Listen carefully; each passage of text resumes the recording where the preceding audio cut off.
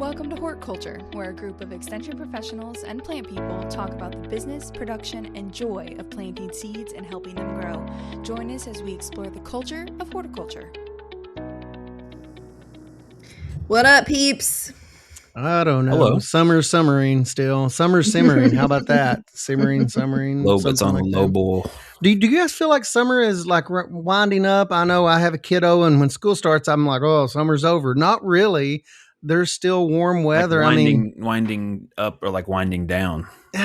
School's starting, so winding up for a while. But yeah, winding down, I always feel like that school is a demarcation in the timeline when you go back to school. And I felt that way when I was in school, back when you had tablets, literally stone tablets. Yeah. But we had tablets at school as well. They were a little bit different. But no, I always felt like that when we went back to school, summer was over, and that feeling has never left me. I don't know about you guys, but is summer still going on for you guys, or is it over? I don't know. What's your end of summer? It's still going on for me, for sure. Okay, good. I would say mine goes to like mid-September. Yeah, mine kind of. I guess the temperature is still simmering. So. Yeah, it's like weird from a planting perspective because we're starting like fall crops, right? So it's easy to, even though it feels like summer, it's feel like your brain is in fall, which is the struggle and blessing, I guess, depending on your personality. Fall of crops living is always in the future. Weird. Yeah, it's just living in the future. That's what farming is. Like you're thinking, you're functioning in the here and now barely, and you're constantly thinking. I have a much less cerebral and much less agricultural answer. Yeah. So my birthday is September 12th. That's obviously the break point, Brett. And so for me, I always thought I had sort of like the last bit of summer birthday vibe, because it was like school had gone back, but like we hadn't really settled down yet. Yeah. Although they go back so early now, like way earlier. Totally. It would be disorienting now. It's definitely not sweater weather yet. How about that? It is. It's sweat. No. It's sweat weather. Sweatier weather. That is much less palatable than extra sweater eye. weather.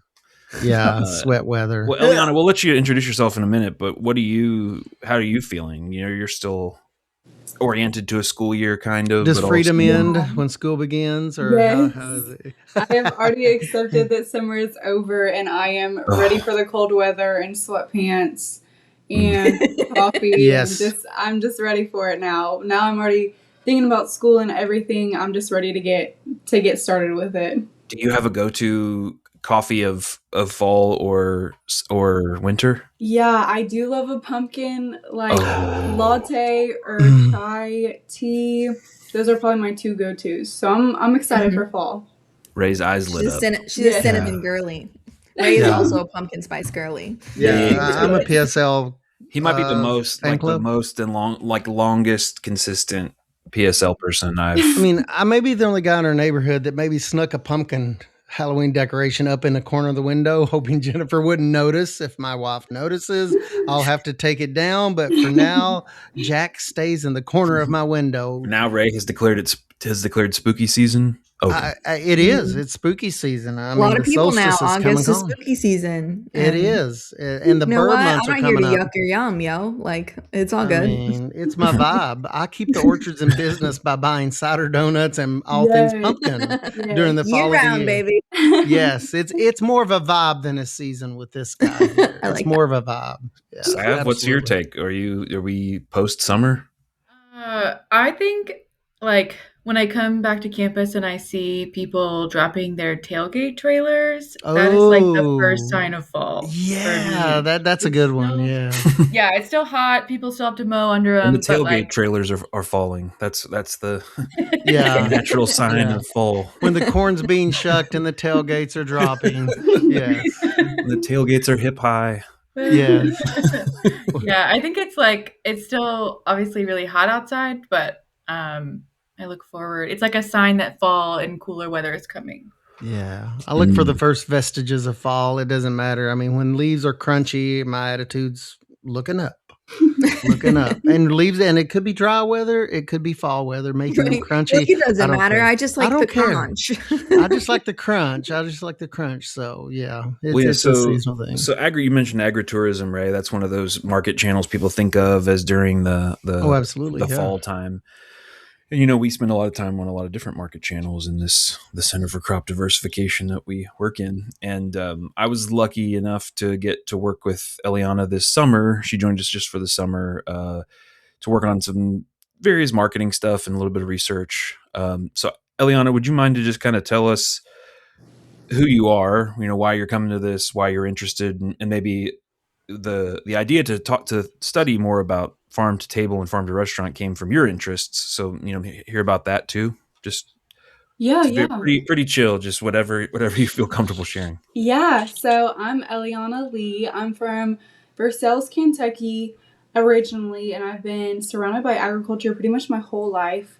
Both my grandparents own pretty big working farms, and then my parents have a little hobby farm that me and my sisters grew up on, just like in the garden, helping with landscaping, had a few goats and things like that.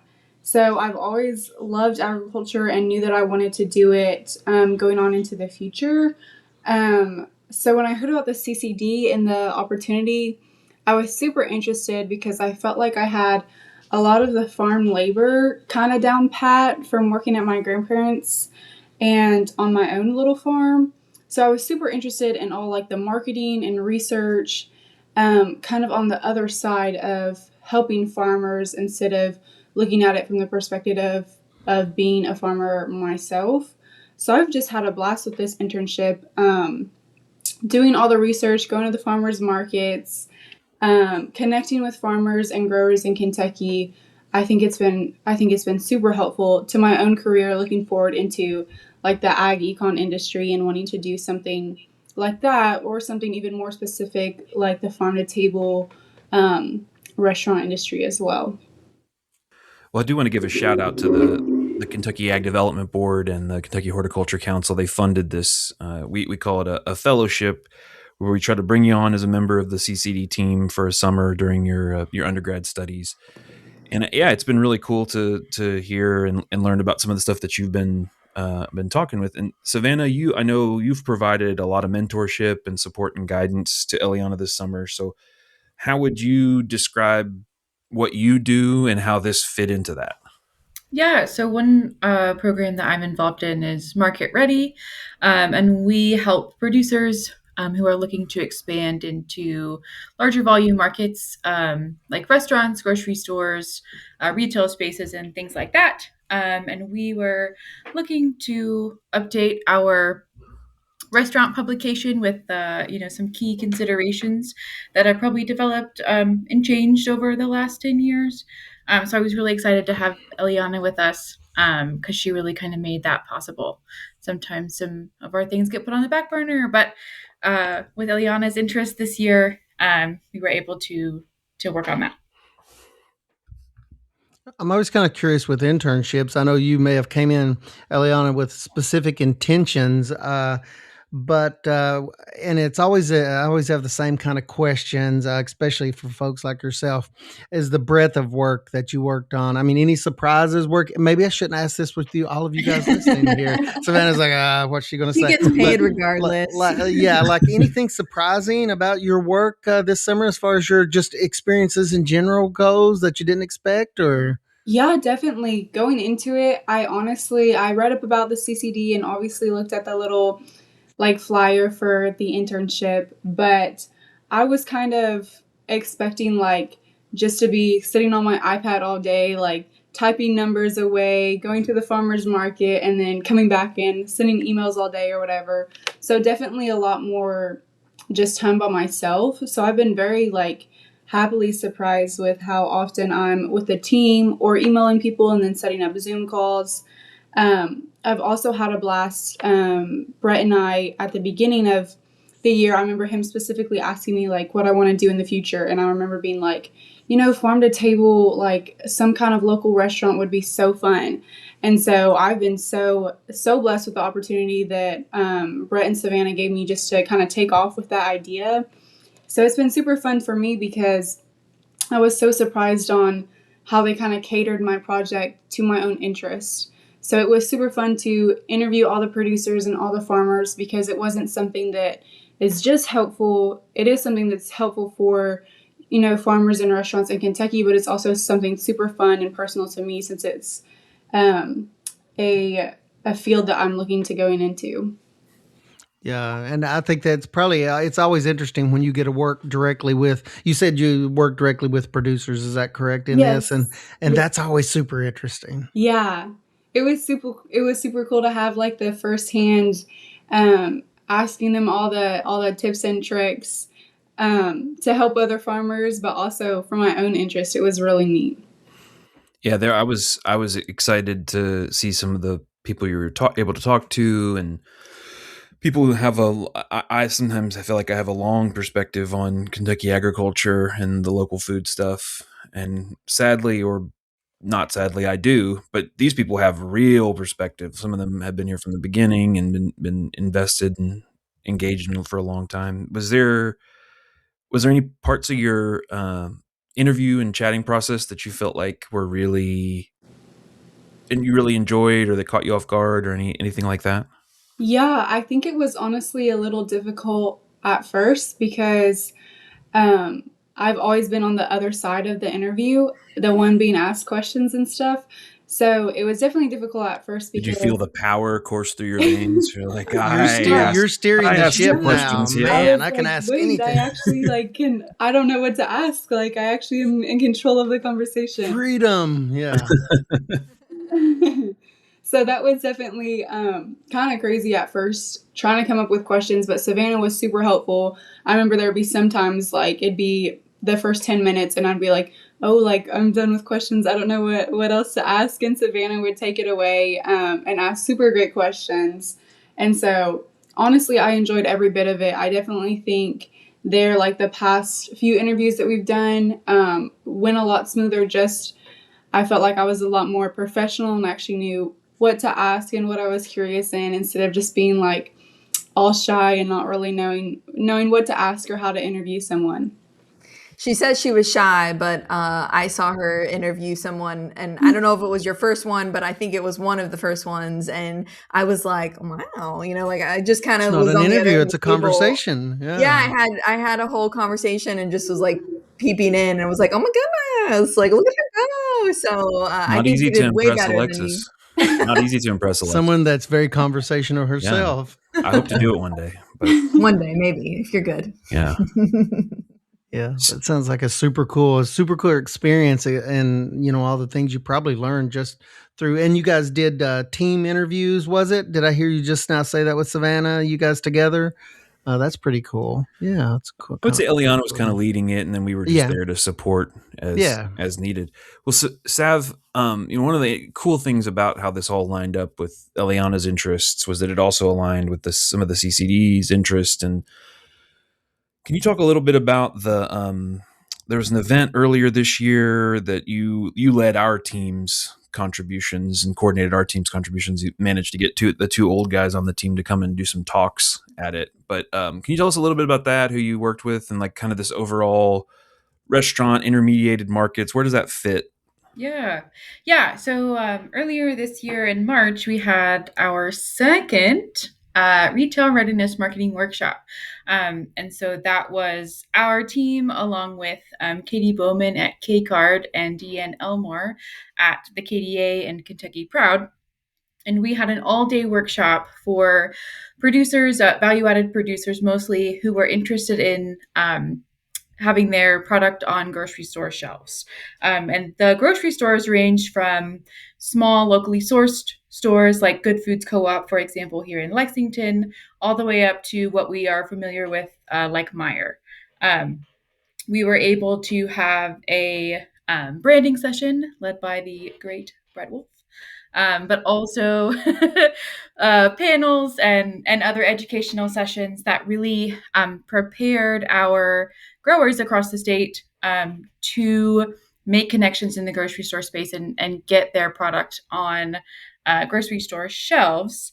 That is kind of the first step this year in preparation, later this fall in September, there is the Kentucky Proud Vendor Expo, and applications for that are closed now.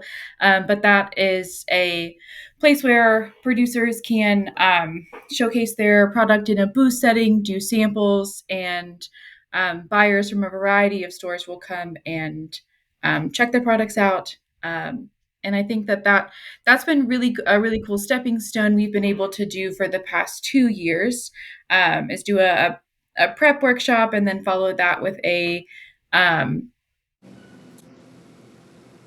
vendor expo. And it's a lot of our producers are looking for something that might be outside the farmers market, and a channel to grasp that they're not sitting at their farmers market booth every Saturday morning, because that is for some people and that isn't for others. So Yeah. trying to look at a space for them. And there is, interest, we know, in people purchasing local food as well.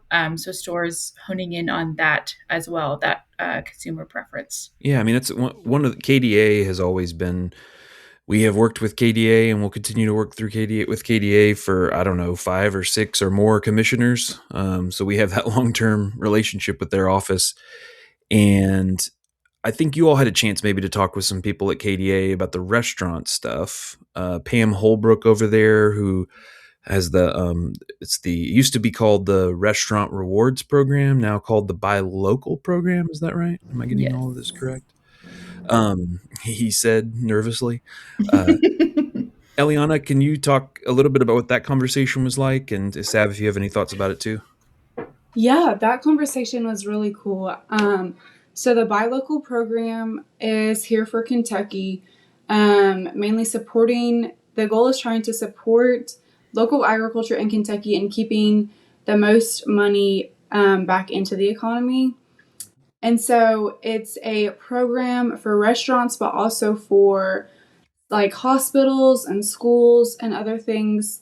So whenever a restaurant or a business wants to buy local food, at the end of the year, they can turn in all of those documentations of all the local food they bought from Kentucky and get some sort of cash back and reimbursement to help as an incentives for businesses to buy local food. I think that it's $8,000 a year. Is that correct, Savannah? Yes, that sounds about right. There's a tiered program, and then they do have a lifetime cap of a 30, number that I will not. 30, I think say on it's the record. 32,000. Yeah. That's probably right. Yeah. Yeah. So yeah. So, and yeah, those numbers have changed over time. But in general, and they may change again, who knows? But in general, it's this way, I think, to reduce a little bit of the friction of sourcing local. Maybe it costs a little more, or maybe it's just more of a headache. And it's like, well, you can get a little bit of this back to try to make some of those bridge some of those gaps and see those. Hopefully, see those relationships continue even beyond the life of the program. I know you all also had a chance to talk to some pretty interesting people in the restaurants, people in the farms. Did you what kind of stuff were you hoping to hear from them? What types of answers did you get that maybe you weren't expecting, or that you were expecting? Yeah, I think that we got a lot of surprising responses. I've always viewed like local food, and especially restaurants that buy local food, kind of more as like a marketing strategy. Like they'll purposely buy local food because the local food is more expensive, and then they can maybe charge up some of their prices for their dishes, but also just a way to differentiate themselves from other restaurants in Kentucky. So that was one question that I asked every restaurant owner that bought local, was like, okay, like is this just for a marketing strategy, or like why do you buy local? And I think it was so surprising. Every single person that Savannah and I asked, they immediately were like, no, like this is not just for the business. This is an ethical choice, a choice to support local farmers, an opportunity to get the best, highest quality food for their own customers. And I think that was probably the most surprising thing, because I probably walked into some of the interviews a little bit narrow-minded, with that perspective. So it was super cool to just hear everyone supporting local agriculture and that being their main drive for buying local food and the high quality produce and just a love for that and trying to keep the money back in Kentucky. I think that was definitely the most surprising thing to me personally. Oh, Brett's muted. Sad, you got any other thoughts about that? Yeah, I think it was really great to hear from both a farmer perspective and also a restaurant buyer perspective. Like Eliana said, all of our restaurant buyers are buying local food because it's important to them, and there's a range of restaurant buyers that have customers that are just coming to their restaurant, because they want to also keep their money in the local economy and purchase, a locally sourced meal. But there's also people that are patronizing the restaurant because they have good food. And there was a grower who said something along the lines of like, Mother Nature is the true artist, and if you are buying subpar food, your food is never going to be better than that. And he was a chef at one point. But that kind of speaks to, the quality of the food that local produce. So to quote Papa John, better ingredients, better pizza. I don't think Papa John's buys local. You don't know Papa John? What's that? I don't think he buys local food. Oh yeah, but his theory is yeah. But better ingredients, better pizza. I mean, he didn't say that they have the best pizza. He just said better ingredients, better pizza. It's more like a maxim to live by, rather than yes. Maybe it's not marketing for him either. Maybe it's more just it's a way of life, Brett. It's a way of life. Better ingredients, better pizza. All of this work that you guys are putting in, I know CCD, I get lost in all the products that you guys produce as far as publications and information and putting things together, all this awesome data. But kind of what's the end point for the work that you guys were doing? Where is that going, or how, if I'm just ex-producer out there, how am I going to put my hands on this, or what are you guys doing with it? Is it going to be have? I can answer this. Yeah, we will have a publication that. Okay, awesome. We are working on, and then Eliana will also have some social media posts that will go out. I was wondering about the social media, if they would have a social media aspect. That was my follow-up. So good deal. Yes, I read. And she's already been. I mean, we all have been publishing like news stories this summer, just things that go out on social for sure, or into our newsletter. You can get just on the website and subscribe to that. So we've been sort of rolling out some of the results. There's a whole other piece of what Eliana's been doing that's not the restaurant stuff. That's the price report, the legwork and computer work, finger work, I guess, leg and finger work of the price reports for produce auctions and for farmers markets are the two things that we are most well known for, the most highly downloaded, yada, yada, yada. And so I would, that's just another piece of the impact of the work that in the products that have been coming out, all along this summer. But I'm curious, Eliana, like what was it like going to be? I've done my fair share of price reporting. What was that experience like for you? Yeah, I honestly loved it. I am now living like pretty close to the farmers market downtown Lexington because of school. So every Saturday morning I'd wake up and walk to the farmers market, and it was so fun. I loved walking around. I got to know a lot of the farmers because I'm kind of just creeping in the background, like taking notes on my phone. So a few farmers were like, "Oh, like, do you need help or whatever?" So it was fun to connect with some farmers. I also love just noticing the variety in prices, even just at the Lexington Farmers Market. That was super interesting because there was a ton of variety in pricing, just for like your common things at farmers markets. But I really did enjoy that. With the data price for the auctions in Kentucky, that was definitely took me a little bit more oomph to do than go to the farmers market. But I enjoyed that too. Just transferring all the data over to Excel. I'd throw on my favorite TV show and just start typing away. Which is White Collar. Have you ever seen? Oh man, It's like a crime like cop. Oh, TV White Collar? Yes. Or White Collar. Okay.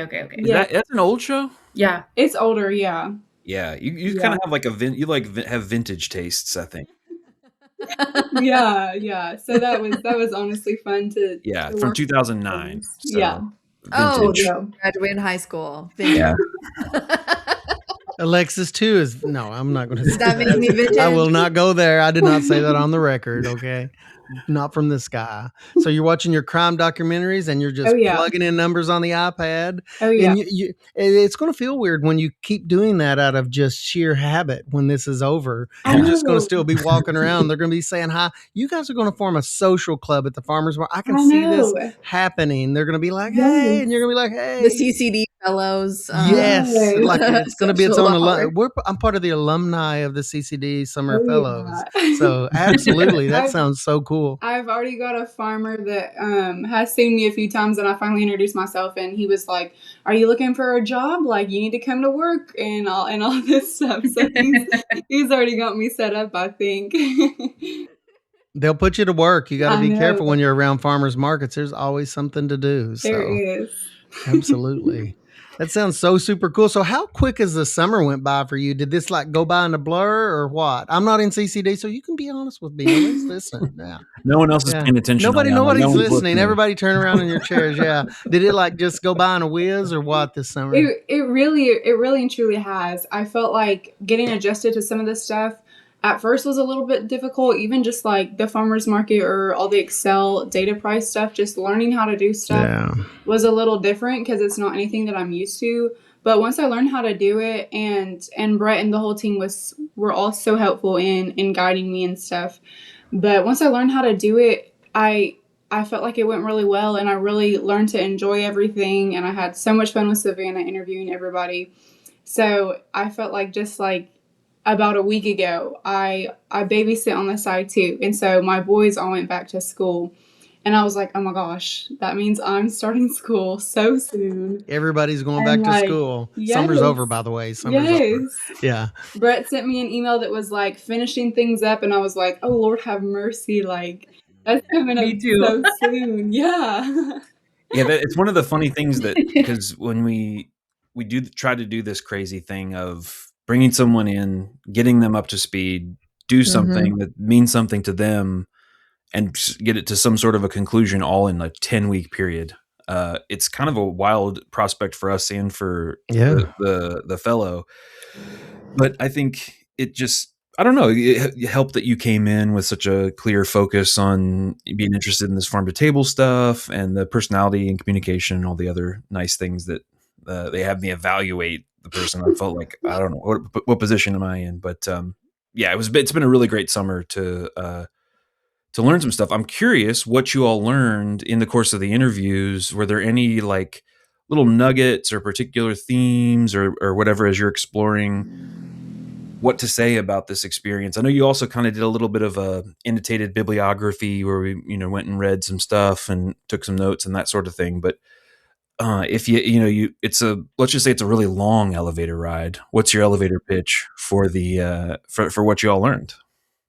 Yeah, so I think specifically, I was really curious to whether farm to table is a feasible and profitable option, especially for small and medium-sized farmers that are starting off, and then on the restaurant side, whether that's actually a feasible option for them. And so I think that our conclusion is it is. Every farmer that we've interviewed said it was feasible. There was some hoops to jump through to make it feasible. But I think that the quality, we touched on that a little bit, but the quality of the produce really keeps restaurants coming back because it's the best quality that you can get. It's the highest quality, most nutrient dense. And so when farmers really lean into that aspect of it, it'll keep their clients coming back because restaurant owners want the best quality for their customers. I think the biggest constraint that we learned or that I noticed was communication between restaurants and farmers. A lot of interviewees touched on that a lot, that since there's no middleman, there's no person, that's super easily accessible just to get on your phone and order something like you would with a big wholesaler. And so I think that was the biggest constraint, was just the communication. Farmers learning how to be professional and send, reports of all their produce that they have, and restaurants learning how to communicate. I think that was probably the biggest barrier that we learned about through those interviews. Yeah, I think one tip I would have, if I was talking to a farmer, would be to focus on items that display that quality difference. So, like three examples would be, lettuce in regards to usable time, tomato in regards to taste, and then herbs in regards to flavor. If you can focus on a couple crops like that, that really uh, puts your product above, what you can get from other wholesalers who shall not be named. That can make a big difference. I mean, because we all know what a December tomato tastes like. Compared to or doesn't taste, period. yeah. There was something else I was going to say, but I have forgot it. Oh, communication. I would agree with that too. And something I would also suggest is to be in frequent communication, but also taking a little bit of time to forecast can be really helpful for the chef. I think on the feasibility side, and I think it seems like you heard that people said that this mix might have a place in your marketing mix, or sorry, this market might have a place in your marketing mix. And I think part of it too, though, is that it's okay, and this is something I talk about often, but like it's okay to say no, or to say, like, to rule something out and say this is not a good fit for me because there's only one restaurant, for instance, and I have to deliver a really long way for that one small order, or the time of year that you need things is not the same time of year I can produce them, or whatever. I have had some folks before say that maybe there was a restaurant and they said to them, oh, can you grow this for me? This like really specialty thing, something they hadn't necessarily grown before. Did that come up in the interviews? That idea of like kind of almost like contract growing, like an unwritten contract, or like, and did you get any sage advice from anyone? Yeah, that did come up in a few interviews. And one person I'm thinking of in particular, I asked that question kind of like, where's the line of you want to sell to your restaurants and give them what they want, but also stay true to what you can do with the best quality. And one interview specifically said, when you get into that mix of trying to produce something that's either trending in the restaurant industry or someone's asking for specifically, but you don't totally know how to do it, she was like, that ends up being a trap for the farmer. And that was just one person's perspective, but a lot of farmers really emphasized how important it is to stick to what you know because of the quality. So when you can stick to maybe just a few crops that you can produce the best quality of, just stick to that, and not trying to worry about producing everything under the sun that one restaurant needs, because they'll buy it from another place that has really great tomatoes if you focus on selling your perfect lettuce. And I think that was a big takeaway as well. Yeah. I think that it's an interesting, the thing you said earlier, that for some of the business owners, they're saying that sourcing local for them isn't necessarily a specific marketing thing, that they have these other values that they associate with that. And I think some of those restaurants, those same restaurants, they bring those values to the menu planning, where the question isn't how do I get this thing that I need? It's what do you got What's available, like gonna knock my socks off, that you're so confident that you did it well, that you grew it well. Now, in some cases, for instance, if your answer to that question is fennel, it may not go wide with fennel. Fennel, kind of be an acquired taste. But if I know I can really do some good tomatoes or blackberries or something like that, and they plan around it. It's just a different orientation. And so the people who are like, oh, can you grow me this thing I need to import and substitute from the big box truck? It can get kind of dicey, was what you were hearing from some of the people, it sounds like. Yeah, that is what I heard from some of the people. But on the other hand, there was one restaurant owner that said that her advice to farmers was to be more creative with their products. So I think that we did hear a little bit of both sides, but I think for the majority, a lot of people just focused on sticking to what you know, growing it to the best you can, and just leaning into that excellence when selling to restaurants. Nice. There's probably opportunity for like middle ground, right? Like, you can grow really great red tomatoes, but you've got a market and you've got people saying we'd love to have some like yellow stripy tomatoes. Well, when it comes down to it, for the most part, nobody come for me saying this. Growing a red tomato is going to be very similar to, a stripy tomato. And there's stuff that goes along with that as far as like knowing everybody wants it, and they're not going to be mad, but like there's some compromise if it's familiar enough into like, to your point of expanding, maybe growing something a little bit different. Culinary is you eat with your eyes, right? In a lot of ways. So that's an opportunity as well. But yeah, there's a little compromise there maybe. Yeah, 100%. And I probably should have worded that different because no, you're doing great. You're wording it the way they do it. Yeah. I think that farmers, when they are first beginning or first looking into selling to restaurants, that's whenever it's important to kind of stick to what you know or not go chasing every trend. But like you're saying, if you know how to grow this certain kind of tomatoes really well, okay, why not grow another one for someone that's requesting it? Yeah, don't just like go out and be like, oh yeah, my restaurant wants ginger and turmeric. I've never grown it before, but I'm gonna come in and start off with that. But yeah, no, that's great advice on both sides of the coin. Well, Eliana, what in the last few minutes here, where do you see yourself heading next? Whether that be immediately next, or are you taking any fun classes this semester, or more beyond, down the road? And has anything you've seen got you thinking differently about that? Influence you? Yeah. I think here in the near future, I'm graduating this year, so I'm really excited about graduating. I think I'm taking an ag law this semester, so I'm looking forward to that. I know. But here, like further in the future, this internship has definitely confirmed that I want to go into like the ag econ industry, whether that be, I know that I want to own and manage my own farm, but maybe I have a restaurant on the side or do something more that's more tech savvy, like with all my price reporting or whatever. I've really enjoyed every bit of it. So it definitely confirms that I want to go into the ag econ industry. I know that I want to have a farm, but everything else is just up in the air right now, I guess. Yeah.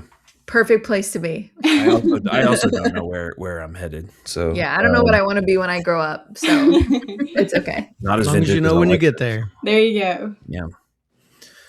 Well, we really appreciate you joining us to kind of share about your summer project. And if anybody out there has thoughts they want us to share with Eliana from you about your experiences, you can email us at hortculturepodcast@gmail.com. You can also follow us and message us on Instagram at Hort Culture Podcast. And again, thank you to Savannah and Eliana for joining us today, and we'll see y'all down the line.